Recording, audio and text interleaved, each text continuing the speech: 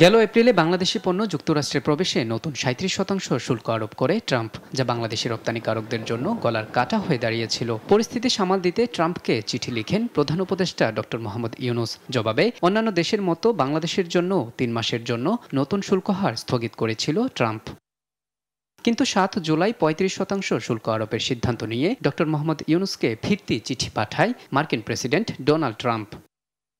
এদিকে শুল্ক কমাতে ওয়াশিংটনের সঙ্গে ৯ জুলাই আবারও আলোচনায় বসতে যাচ্ছে ঢাকা। এ ব্যাপারে বিজিএমএ সভাপতি মাহমুদ হাসান খান বলেন, বিশ্বে প্রতিযোগিতামূলক বাজারে টিকে থাকতে এই শুল্ক হার আরও কমাতে হবে। এজন্য বাণিজ্য মন্ত্রণালয়ের পাশাপাশি প্রধান উপদেষ্টা হস্তক্ষেপ করলে আশাব্যঞ্জক ফল পাওয়া যাবে বলেও জানান তিনি। দেখেন, ৩৫% শুল্ক যদি থাকে ইউএস গুডসের উপরে, সেটা হবে বিপর্যয়কর আমাদের জন্য। কারণ হচ্ছে আমাদের টোটাল এক্সপোর্টের 20% আমরা ইউএসএতে করি।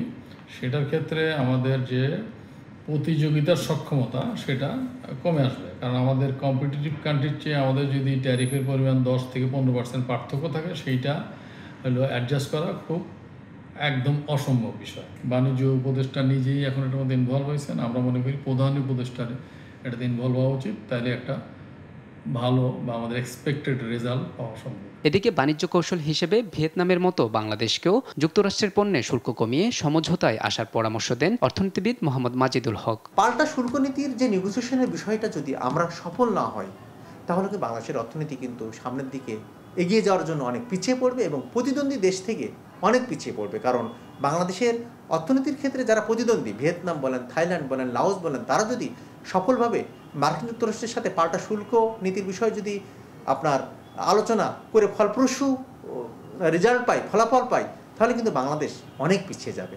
এজন্য আপনার ট্রাম্প প্রশাসনের আরোপ করা যে পাল্টা শুল্ক নীতি, এটা থেকে বেরিয়ে আসার জন্য বাংলাদেশের আপনার কূটনৈতিক সক্ষমতা বাড়াতে হবে। ভবিষ্যতে এই ধরনের সংকট মোকাবিলায় রপ্তানিতে বৈচিত্র্য আনার পাশাপাশি বিশ্বজুড়ে নতুন বাজার খোঁজার পরামর্শ দেন তিনি। টিকে থাকতে পারবে না। সুতরাং মোহাম্মদ আলাউদ্দিন, দেশ টিভি, ঢাকা।